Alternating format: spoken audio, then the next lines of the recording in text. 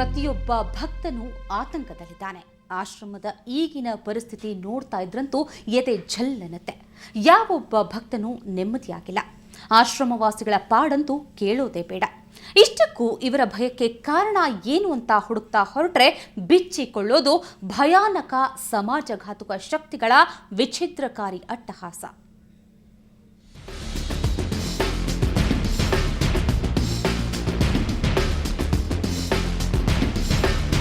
ಚೌಳಿ ಮಠ ಈಗ ಅಕ್ಷರಶಃ ದಿಗ್ಮೂಢವಾಗಿದೆ. 1.5 ತಿಂಗಳಲ್ಲಿ 4 ಸ್ವಾಮಿಗಳ ಸಾವು ಭಕ್ತರನ್ನ ಕಂಗೆಡಿಸಿಬಿಟ್ಟಿದೆ. ಒಬ್ಬೊಬ್ಬರ ಮುಖದಲ್ಲೂ ಅದೇನೋ ತಲ್ಲಣ, ಅದೇನೋ ಭಯ, ಆತಂಕ.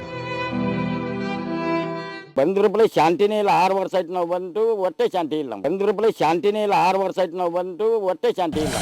ಇದು ಈ ಒಬ್ಬ ಭಕ್ತನ ಕನವರಿಕೆಯಲ್ಲ. ಇಲ್ಲಿರುವ ಪ್ರತಿಯೊಬ್ಬನ ಮಾತು ಇದೆ, ಪ್ರತಿಯೊಬ್ಬನ ಆತಂಕವೂ ಇದೆ. ಬೀದರ್ ಜಿಲ್ಲೆಯ ಚೌಳಿ ಮಠದ ಮುಂದ್ಗಡೆ ನಾವಿದ್ದೀವಿ. ಈ ಅವಶೇಷಗಳು ಇಲ್ಲಿ ನಡೆದಿರುವಂತಹ ಒಂದು ದುರಂತಕ್ಕೆ ಸಾಕ್ಷಿಯಾಗಿ ನಿಂತಿದ್ದಾವೆ. ಈ ಕಟ್ಟಿಗೆಗಳು ಸಂಪೂರ್ಣ ಸುಟ್ಟು ಹೋಗಿರುವಂಥದ್ದು ಇಲ್ಲಿನ ದುರಂತಕ್ಕೆ ಸಾಕ್ಷಿಯಾಗಿ ನಿಂತಿದ್ದಾವೆ.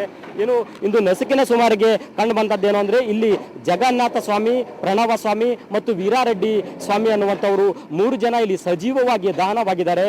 ಈ ಕಟ್ಟಿಗೆನಲ್ಲಿ ಸುಟ್ಟು ಕರಕಲಾಗಿ ಹೋಗಿದ್ದಾರೆ. ಇದು ದೇವಸ್ಥಾನದ ಮಹಾದ್ವಾರದ ಪಕ್ಕದಲ್ಲೇ ಆಗಿರುವಂಥದ್ದು.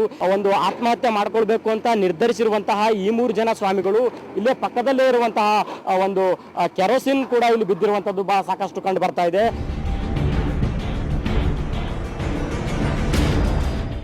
ಅಲ್ಲಿ ಎಲ್ಲವೂ ಸುಟ್ಟು ಕರಕಲಾಗಿ ಹೋಗಿದೆ. ಸ್ವಾಮೀಜಿಗಳ ದೇಹ ಯಾವುದೋ ಅರೆಬೆಂದ ಕಟ್ಟಿಗೆಯಂತೆ ಕಾಣುತ್ತೆ. ನೋಡೋದಕ್ಕೆ ಭೀಭತ್ಸವಾಗಿದೆ. ಇಷ್ಟಕ್ಕೂ ಈ ಸ್ವಾಮೀಜಿಗಳು ಸಾಯುವ ನಿರ್ಧಾರ ತೆಗೆದುಕೊಳ್ಳೋದಕ್ಕೂ ಮುನ್ನ ಯಾರ ಜೊತೆಗಾದರೂ ಚರ್ಚಿಸಿದ್ರ? ಹೌದಾ ಅಂತ ಪ್ರಶ್ನಿಸಿದರೆ ಅವರ ಜೊತೆಯಲ್ಲೇ ಇದ್ದವರು ಇಲ್ವೇ ಇಲ್ಲ ಅಂತಾರೆ.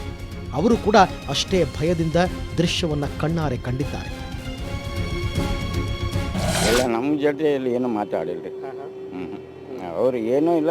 ರಾತ್ರಿ 9:30 ತನಕ ನಮ್ಮ ಜೊತೆ ಇದ್ದರು. ಅಲ್ಲಿಂದ ನಾವು ಹೋಗ್ತೇವೆ ಮನ್ಕೊಲಕ್ಕ ಅಂತಂದ್ರು. ಈ ಕಡೆ ಮನ್ಕೊಲಕ್ಕ ಅವ್ರದವ್ರು ಬಂದರು. ನಮ್ಮನ್ನ ಒಳ್ಳೆ ದಾಸೋಕಳು ನಾವು ಅಲ್ಲಿ ಮಕ್ಕೊಂಡಿದ್ದೆವು. ಆಯ್ತು, ಅದ್ರ ಬಾದ ಏನಂದ್ರೆ ಕೊಂಡಿ ಹಾಕಿದಿತ್ತು. ಅವ್ರದವ್ರು ಬಂದು ಇಲ್ಲಿ ಮಕ್ಕೊಂಡಾರ.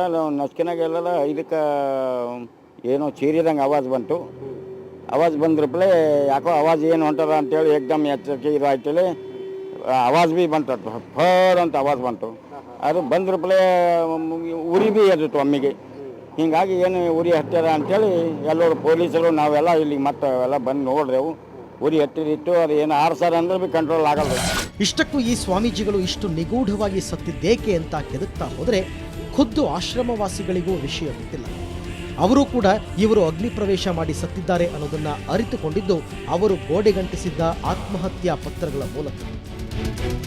ಅದು ಚಿಟ್ಟಿ ಒಳಗಡೆ ಬರಲಿ ಡೋರಿಗೆಲ್ಲ ಮೆಟ್ಟಿ ಬಂದಾರ ಅಂತ ಹೇಳಿ. ಹಾಗಂತ ಇವರು ಅಗ್ನಿ ಪ್ರವೇಶದ ಬಗ್ಗೆ ಚರ್ಚಿಸಿಯೇ ಇರಲಿಲ್ಲ ಅಂತನೂ ಅಲ್ಲ. ಚರ್ಚೆಯಾಗಿದ್ದು ಹೌದು. ಆದರೆ ಮರ್ಜನೆ ಅಂದಿರು ಅಪ್ಪವರು ದಯತಾಗಿ ಮಾಡಿದ ಮೇಲೆ ನಾವರ ಇದ್ದು ಏನು ಮಾಡಾರಿ, ನಾವು ಭೀ ಅಗ್ನಿ ಪ್ರವೇಶ ಆಗಾರ ನಡ್ರಿ ಅಂತೇಳಿ ಅಂದಿರು ಅಮ್ಮ. ನಾವು ಅಂದೇವು ಅಗ್ನಿ ಪ್ರವೇಶ ಹಂಗೆ ಆಗೋದೇನು ಉಪಯೋಗ ಇಲ್ಲ. ಅಪ್ಪವ್ರು ಸರಿ ಹೋಗೋದು ಮಾತು ಬೇರೆ ಅದ. ಈಗ ನಾವು ಅಗ್ನಿ ಪ್ರವೇಶ ಮಾಡ್ಕೊಂಬದಾಗ ಅದ್ರಾಗ ಏನು ಉಪಯೋಗ ಇಲ್ಲ ಅಂತೇಳಿ ನಾವು ಅಂದಿವಿ. ಹಾಗಾದರೆ ಇವರು ಮೊದಲೇ ಇಂಥದ್ದೊಂದು ನಿರ್ಧಾರ ತೆಗೆದುಕೊಂಡಿದ್ರಾ ಎಂದಾಗಲಂತೂ ಎಂಥವರ ಎದೆಯನ್ನು ಛಲ್ಲನೆ ನಡುಗಿಸುವ ಭಯಂಕರ ಸತ್ಯವೊಂದನ್ನು ಹೊರಹಾಕ್ತಾನೆ ಈ ಭಕ್ತ. ಇವರ ಅಪ್ಪ ಅವರು ಅಂದರೆ 1.5 ತಿಂಗಳ ಹಿಂದೆ ನಿಗೂಢವಾಗಿ ಸಾವನ್ನಪ್ಪಿದ್ದ ಗಣೇಶ್ವರ ಅವಧೂತರು ತಮ್ಮೊಂದಿಗೆ ಇನ್ನೂ 16 ಭಕ್ತರನ್ನ ಅಗ್ನಿ ಪ್ರವೇಶಕ್ಕೆ ಸಿದ್ಧಪಡಿಸಿದರು. ಅವರ ಜೊತೆ ಸಾಯಲು 16 ಜನ ಶಿಷ್ಯರು ಸಿದ್ಧರಾಗಿದ್ದರು. ಅದಕ್ಕಾಗಿಯೇ 2 ಲೋಡು ಕಟ್ಟಿಗೆ ತರಿಸಲಾಗಿತ್ತು ಅನ್ನೋ ಸತ್ಯವನ್ನ ಅವಧೂತರ ಈ ಶಿಷ್ಯನೇ ಬಾಯ್ಬಿಟ್ಟಾಗ ಎದೆ ಝಲ್ಲಂದೆ ಇರುತ್ತಾರೆ. ಇದು ಅಗ್ನಿ ಪ್ರವೇಶ ಆಗದ ಚಿಂದೆ ತಂದಿರದ ಅಪ್ಪವ್ರು ಇರ್ಲಕ್ಕಾಗಿನೇ ಅವರೇ ಹೇಳಿರು ಅಗ್ನಿ ಪ್ರವೇಶ ಆಗದ. ಎಲ್ಲರೂ ಅಗ್ನಿ ಪ್ರವೇಶ ಆಗಬೇಕಾಯ್ತು ಅಂತಂದ್ರೆ ಮತ್ತು ಕಟ್ಗೆ ಇನ್ನೂ ಜಾಸ್ತಿ ಬೇಕಾದ. 16 ಜನಕ್ಕೆ ಕಟ್ಗೆ ಸಾಲಲ್ಲ.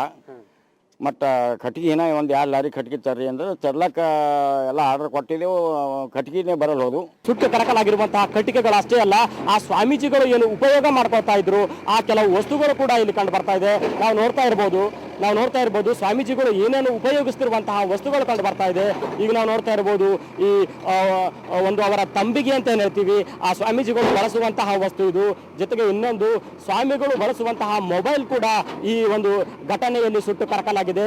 ಇದು ಸ್ವಾಮಿ ಈ 3 ಜನ ಕರಕಲಾಗಿ ಹೋಗಿದ್ದಾರೆ. ಅವರಲ್ಲಿ ಒಬ್ಬ ಸ್ವಾಮೀಜಿಯವರು ಬಳಸುವಂತಹ ಮೊಬೈಲ್ನ ಅವಶೇಷ, ಮೊಬೈಲ್ ಕೂಡ ಸಂಪೂರ್ಣ ಸುಟ್ಟು ಕರಕಲಾಗಿ ಹೋಗಿರುವಂತದ್ದು ಕಂಡು ಬರ್ತಾ ಇದೆ. ಇದಷ್ಟೇ ಅಲ್ಲ, ಈ ಕಾವಿಧಾರಿ ಸ್ವಾಮಿಗಳು ಇದರಲ್ಲಿ ಸಜೀವ ದಹನವಾಗಿ ಹೋಗಿದ್ದಾರೆ ಅನ್ನುವಂತಹ ದ್ಯೋತಕವಾಗಿ ಸಾಕ್ಷಿಯಾಗಿ ನಿಂತಿದೆ ಈ ಕಾವಿ ಬಟ್ಟೆ. ವಿರಕ್ತರು, ಸನ್ಯಾಸಿಗಳು, ಜಗತ್ತಿನ ಲೋಭ, ಮೋಹ, ಕಾಮಾದಿಗಳನ್ನು ತ್ಯಜಿಸಿದವರು ಇಂಥದ್ದೊಂದು ನಿರ್ಧಾರಕ್ಕೆ ಬರೋದಕ್ಕೆ ಇರೋ ಕಾರಣವೇನು ಅಂತ ನೋಡಿದ್ರೆ ಬಿಚ್ಚಿಕೊಳ್ಳೋದು ಬೇರೆಯೇ ಕಥೆ. ಆಶ್ರಮವಾಸಿಗಳು ಅಲ್ಲಿ ನೆಮ್ಮದಿಯಾಗಿಲ್ಲ, ಅವರಿಗೆ ಭಯವಿದೆ. ಅವರನ್ನು ಯಾರೋ ದುಷ್ಟರು ಹಿಡಿದು ಹೊಡೆದಿದ್ದಾರೆ, ದನಕ್ಕೆ ಬಡಿದಂತೆ ಬಡಿದಿದ್ದಾರೆ. ಹೊಡೆತ ತಿಂದು ಸಹಿಸಿಕೊಳ್ಳೋಣ ಅಂದರೆ ಕಿಡ್ನ್ಯಾಪ್ ಕೂಡ ಆಗಿ ಹೋಗಿದ್ದಾರೆ. ಇದುವರೆಗೂ ಪತ್ತೆಯಾಗಿಲ್ಲ.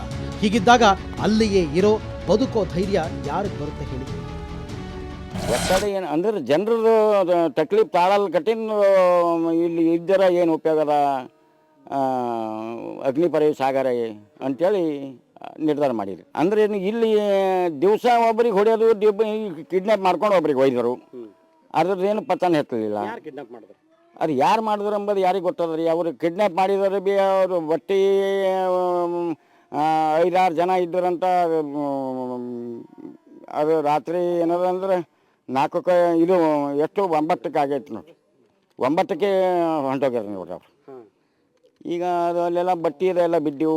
ಅವ್ರದ್ದು ಹೊಲದಾಗ ಹೋಗಿ ನೋಡತ್ತಾನ ಅಂದರೆ ಸಾಧಕರದು ತಕ್ಲೀಫ್ ತಾಳಲ್ ಕಡೆ ನೊಂದ್ಕೊಂಡ್ರು, ಅವರು ಪ್ರಾಣ ಹೋಗ್ತೇವೆ ಅಂತ ಹೇಳಿ. ಅಂದ್ರ ಬಳಿ ಶಾಂತಿನೇ ಇಲ್ಲ. 6 ವರ್ಷ ಆಯ್ತು ನಾವು ಬಂದು, ಒಟ್ಟೆ ಶಾಂತಿ ಇಲ್ಲ. ಇದು ಇಲ್ಲಿನ ಚೌಳಿ ಮಠದ ವಿಚಿತ್ರ ನಗ್ನ ಸತ್ಯದ ಕಥೆ. ಈಗ ಪತ್ತೆಯಾಗಬೇಕಿರೋದು ಆಶ್ರಮವಾಸಿಗಳಿಗೆ ಕಿರುಕುಳ ಕೊಟ್ಟವರು ಯಾರು ಅನ್ನೋದು. ಇಲ್ಲದೆ ಹೋದರೆ ಈ ಗೂಂಡಾ ರಾಜ್ಯ ಹೀಗೆಯೇ ಮುಂದುವರೆದರೆ ಇದೇ ಚೌಳಿ ಮಠದಲ್ಲಿ ಇನ್ನಷ್ಟು ಹೆಣಗಳು ಬೀಳೋದು ಖಂಡಿತ.